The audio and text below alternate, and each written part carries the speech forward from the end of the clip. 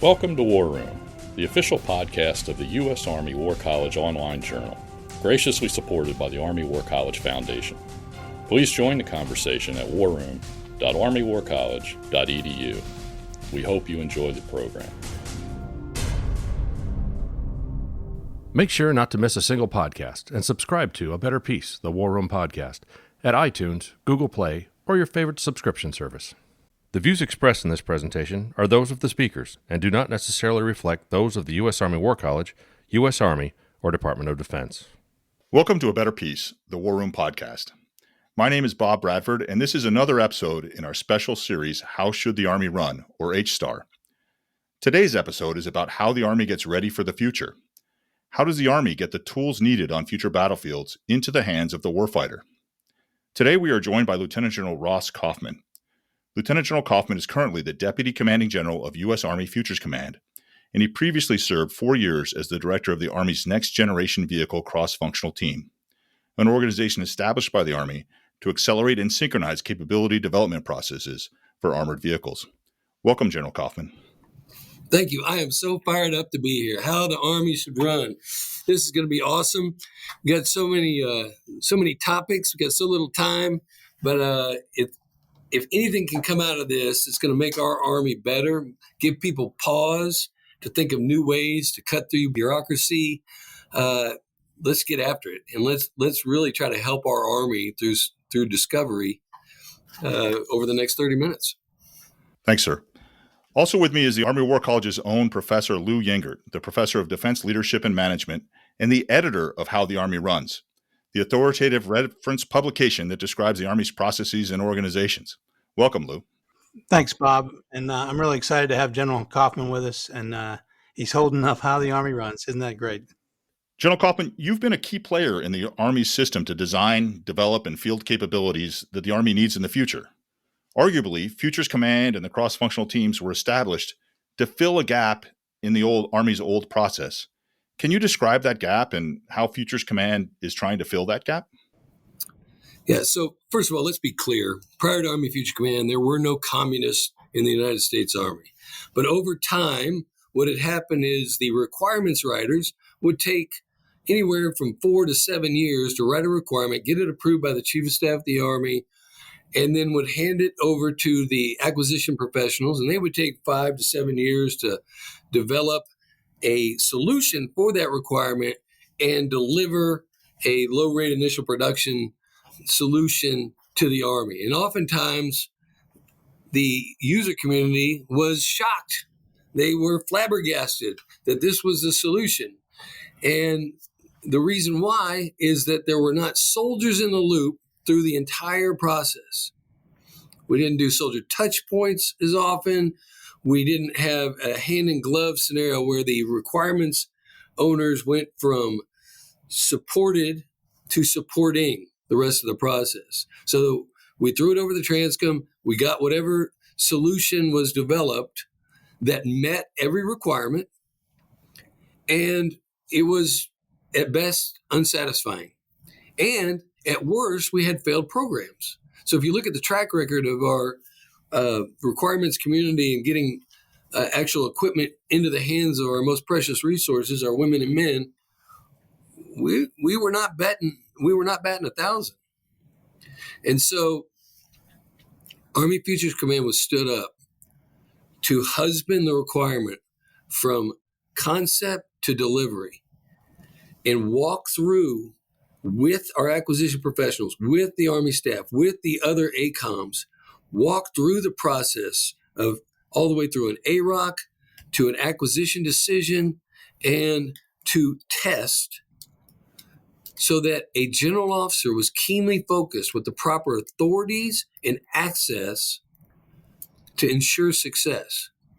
And as a byproduct of this, the command was able to, with the rest of the Army and support, cut the time from upwards of 14 years to down to as little as 3 in some cases. So Army Futures Command was making the system work for our soldiers more efficiently, and also work with the acquisition community to ensure that they had a partner that was vested from soup to nuts. So, sir, fielding capabilities is a team effort. I think that you would validate that based on the cross-functional teams. There's some other teammates that and some enterprises or communities that might be a little bit more difficult in terms of the teamwork. Can you describe the Futures Command's partnership with the acquisition and test and evaluation enterprises? And then once you get done with that, talk a little bit about industry partners and academia. Yeah, so when we started, it was unclear of where the CFT started and stopped, where the proponents started and stopped, where the acquisition community started and stopped, where tests started and stopped. And so it took the entirety of our Army to come together and find the right way. And we made some mistakes, I'll be honest, to find the right way so that the requirements and the soldiers are represented throughout the process. The relationship with the acquisition community has been great.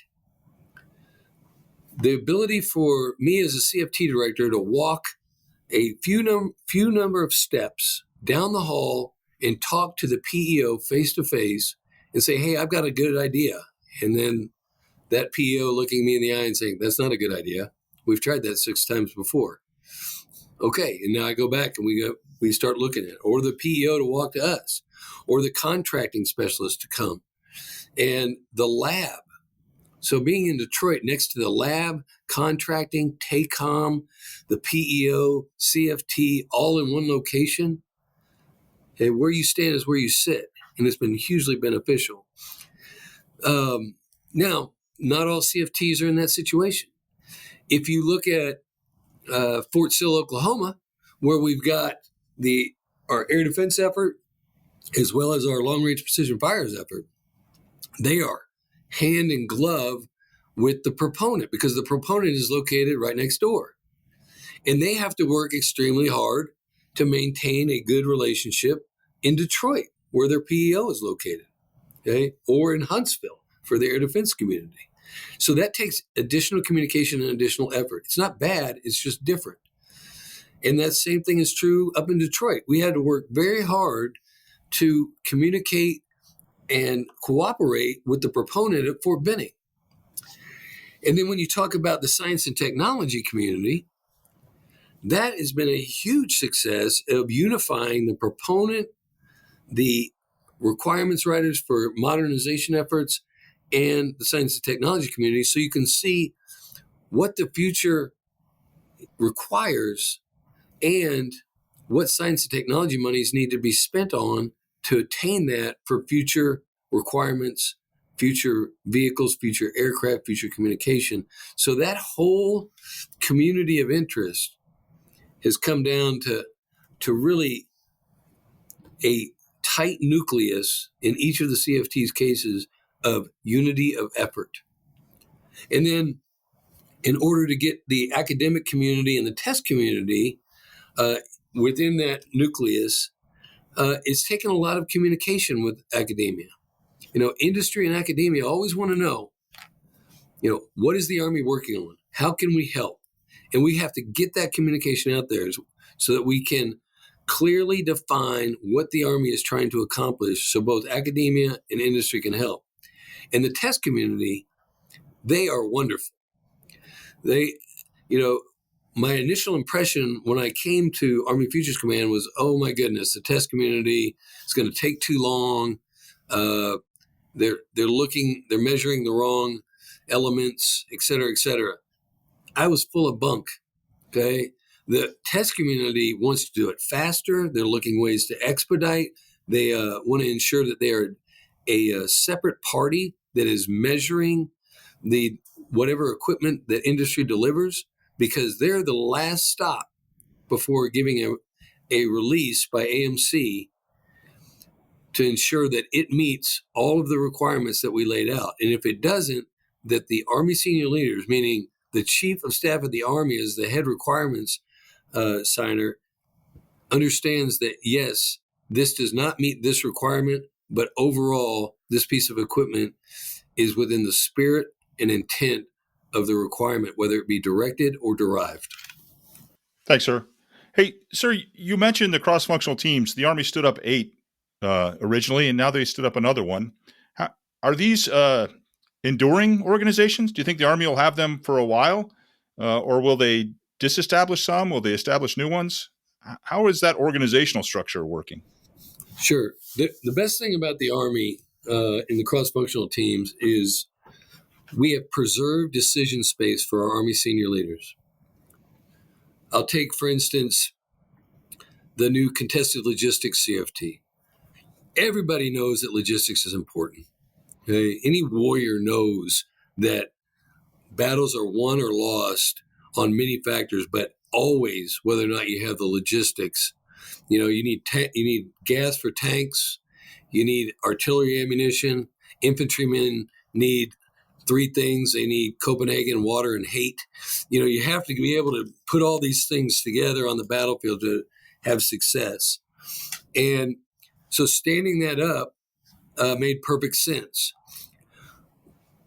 Those CFTs that have been, without argue, extremely successful and have gotten equipment into a position of irreversible momentum for our soldiers, and once that equipment is delivered, they either need to take on new missions or we repurpose those efforts towards something else. So we can stand them up, we can repurpose them. What's really key to this, though, is that we value all of the members of those teams. So no one's going to lose their job. Hey, everyone's still going to have a job, but they may be doing something else for our Army, and that's what's important. Hey, sir, the Army's 6 modernization priorities, the 9 CFTs, how do things that don't fall under those umbrellas, how does Futures Command support those? Is it, if there's no cross-functional team with people co-located, as you mentioned, how do we get a new Humvee or something like that, a JLTV, whatever the new requirement is for a simple truck? That's a great question. So we have the CDIDs and the acronyms that are with the proponents in the TRADOC camps, posts, and stations, right? And those elements can generate requirements. And once those requirements are generated, they come to AFC. There at Fort Eustis, all requirements flow through Fort Eustis and get vetted. They go into CAMs and are sent out to the entire Army for comment. And then those comments are adjudicated. And then from Fort Eustis, that requirement is then given to the G8, and the G8 takes it through his process to get it to the AROC for final decision. And so Army Futures Command has its hand in every requirement. And it doesn't matter where it's generated from, but that flows from whoever wrote the requirement, whether it's a CFT or an ACM, through FCC there at Fort Eustis, and into the G8 for approval, modification, or there could be a decision that we will not go forward with this requirement. Hey, sir, on that point, so that sounds a lot like what I would call the legacy requirement system for somebody that's not within a CFT. So is it fair to say that for programs that are outside that, for requirements that are outside the CFT purview, that we're probably going to take a longer time, possibly the longer time that you talked about when we first started the podcast, in order to do those requirements? And if that's the case, how can we use what we've learned from the CFTs to shorten those times? Yeah, I think the entire requirements community writ large has learned from the CFTs, and not everything can be under a CFT. If everything's important, then nothing's important. So we've seen a rapid advance in the timing of requirements written in the traditional manner, because we've learned about soldier touch points. We've learned about streamlining the requirements process through FCC up to the G8. So we can move very rapidly, and we are learning those lessons and applying those. What I found is you got a directed requirement, which can move really, really fast, and that doesn't matter who wrote it. And then you have a traditional requirement. And what we're keen on here at Army Futures Command is, regardless of where that requirement comes from, to have zero fat into getting a decision of whether to proceed. There's lots of ideas that die in the first stage. So before anyone in the Army can start writing a requirement, it has to come up for approval. That, yes, we want you to spend Army resources writing this requirement. Many get told no. And that's been a huge success because we're saving effort and time as an Army writ large. Thanks, sir. A lot of efforts in the requirements process. I'm going to spin a little different direction. One of the things Futures Command does is it runs Army experiments and Project Convergence. Can you talk a little bit about how that has helped the Army build the force for the future, understand better what the future will need, and understand what is available to help us in the future? Yeah, Project Convergence is a campaign of learning for those of you that don't know. And it's a series of several experiments over the year with a capstone event every year or every 18 months that pulls together all the technologies that we're working across the Army to solve tactical problems for the future force. And now we've included operational and strategic problems because we've rolled in the joint force and we've rolled in coalition partners. This is a 6-week experiment that has data collectors, engineers, and soldiers in the dirt evaluating whether or not those technologies did or did not solve the problem that the experiment was designed to solve.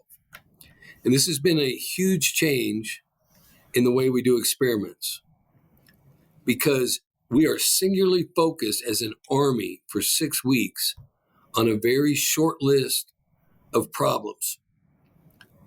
And we're able to learn from that and determine what decisions senior leaders need to make. And everyone can see with clarity at the end of capstone event what decisions need to be made and a recommendation to Army senior leaders, and in some cases, joint service leaders, of options moving forward, both for funding and azimuth and distance.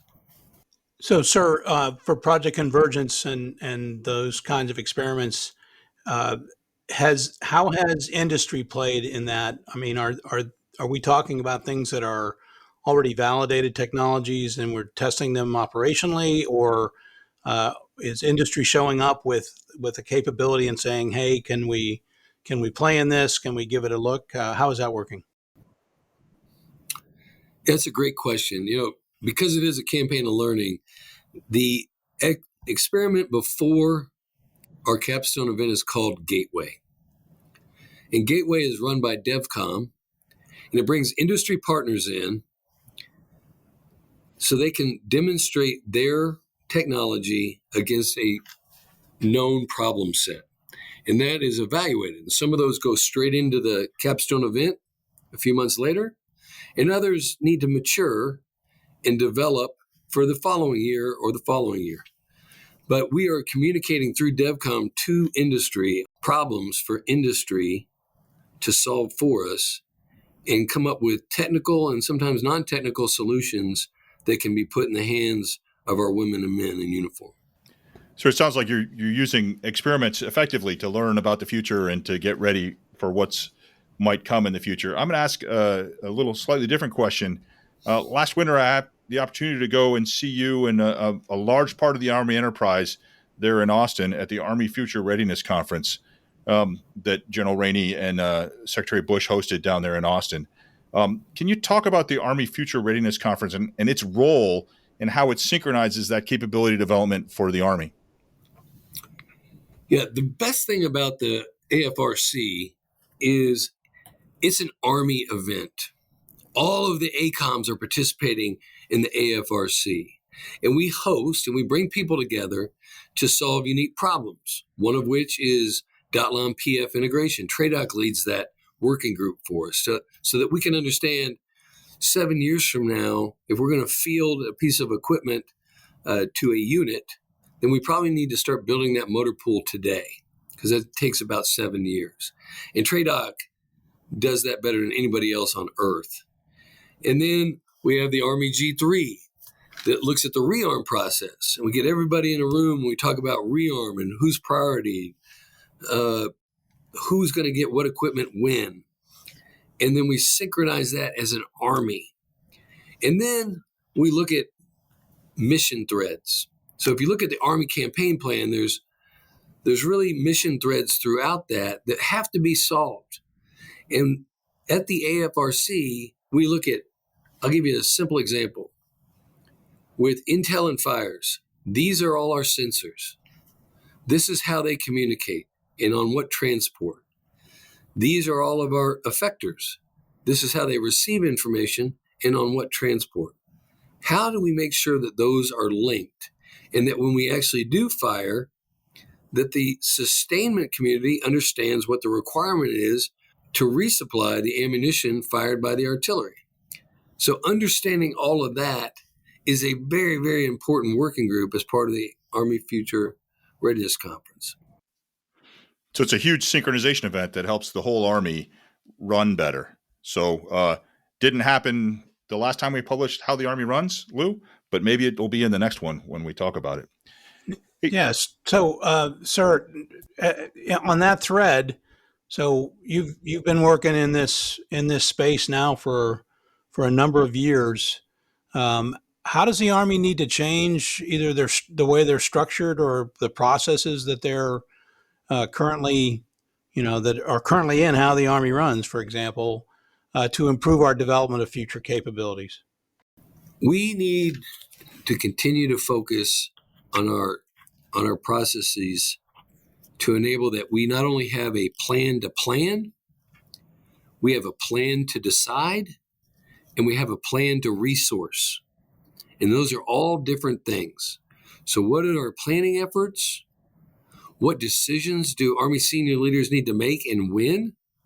And how are we going to resource both modernization efforts, legacy fleets, and other things, including readiness dollars for FORSCOM, so that the Army senior leaders can see everything and make a decision with their eyes wide open, rather than some staff officers stovepiping in individual decisions to Army senior leaders, and they can't see the second and third order effects. So we need a holistic view of plan, program, and decide. Thanks, sir. Hey, sir, kind of a last question, and we'll give you some last words. So this question has to do with what we do here at the War College. We educate leaders for their future. How can we do that better to prepare them for service and enterprise? Many of them are, like you, are very successful tactical leaders that haven't worked at HQDA or at one of the Army commands. How do we prepare them better to operate in that world? Yeah, I wrote a paper on this once when I was in the War College. And it's an idea. I don't know if it's a good one. But if we knew where all the War College selectees were going to serve next, and we tailored their education over the year they're in the War College to better prepare them for that next job, I think that there's a lot of merit to that. I'll give you an example. If we know that Ross Coffman is going to command a brigade, and that brigade is going to rotate to Europe, then perhaps Ross Coffman's War College is a fellowship at UCOM to better understand the environment, to better understand what is happening in current events and future events that are planned, so that we can better prepare that leader for what we're going to actually ask them to do. It doesn't have to be the whole year. There's some JPME 2 requirements and there's some other things, but a little bit of planning and a little bit of forethought could really tailor an education for our colonels so that they hit the ground running regardless of where they go next. I think tailorable education is a great idea. I'm not sure if our commandant read your paper a few years ago before the previous commandant wrote a white paper about that, but it is something we're trying to get to. It will require the Army to think a little bit farther out about where people are going, as probably less than 20% of our students know where they're going next year when they show up. It makes it a little harder. Yeah, I agree 100%. It would be a Herculean effort by many portions of the Army, but that doesn't mean it shouldn't be done. No, thanks, sir. Hey, sir, any last words you want to make about Futures Command and its role in preparing the Army for the future? When people think about Army Futures Command, General Rainey, I believe, would say we are a servant organization that is dedicated to transforming how our Army fights and wins in the future. And while we field equipment, we're really improving the capabilities of formations.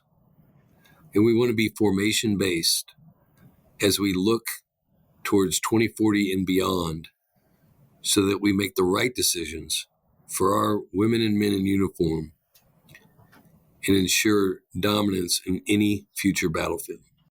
Thanks, sir. That's quite a charge, and I think Futures Command is well on the way to pushing it. Thank you so much for joining us today. I think that's all the time we have for now. Thank you, General Coffman. It was great speaking with you, and I think your words of wisdom, hopefully a lot of people will listen to them, because I think Futures Command has a great start to making the Army better, but there's still things we can do to be even better. No, thank you all very much for having me. I am honored to be your guest, and if ever there's anything that Army Futures or myself can do for you, the War College, or anyone out there, please just say the word. Thank you, sir. And thanks to all for listening in. Please send us your comments and suggestions for this and future podcasts. Meanwhile, you can access the How the Army Runs reference guide and other documents covering matters of Army leadership and management on the War Room site under the Reference Materials tab. Please subscribe to A Better Peace on your podcatcher of choice. And once you have, please rate and review this podcast, because that's how more people can hear about us, so that we can continue to grow this community for conversations like this one. This conversation is over, but we look forward to welcoming you again. Until next time, from the War Room, I'm Bob Bradford. And that concludes our program. Thank you for listening. The views expressed in this podcast reflect those of the speakers and do not necessarily reflect the views, policies, or positions of the U.S. Army or the Department of Defense. Let us know what you think. Provide us your feedback, comments, or suggestions through our webpage at warroom.armywarcollege.edu. And have a great day.